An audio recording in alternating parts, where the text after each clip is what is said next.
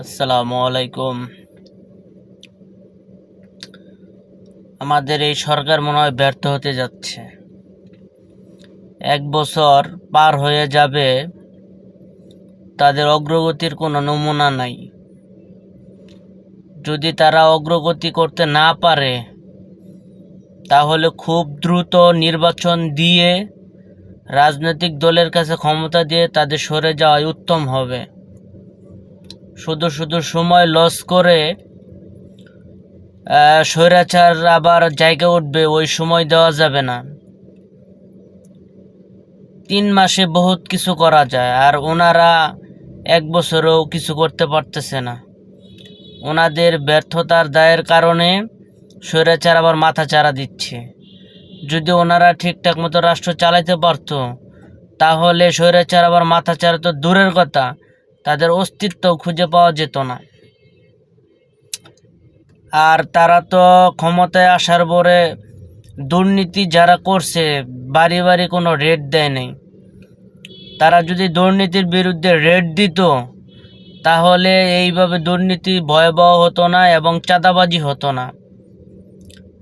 মানুষের চাওয়া ছিল একরকম, দেশের এখন আমরা পাইতেছি অন্যরকম।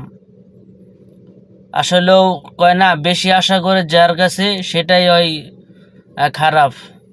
তো এই সরকারের কাছে মানুষের চাওয়া বেশি, কিন্তু কাজকর্ম কিছুই না।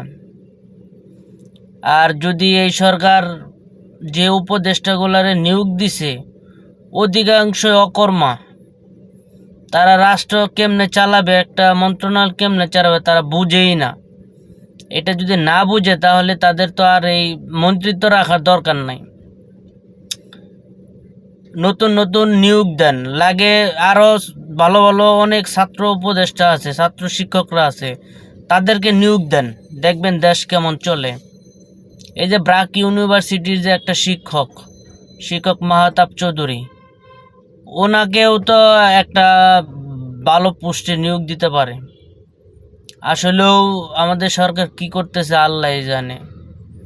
মাঝে মাঝে আমরা হতাশ হয়ে যাই। যদি এই সরকার না পারে, নির্বাচন দিয়ে এই সরকারকে দ্রুত সরে যাওয়াই ভালো।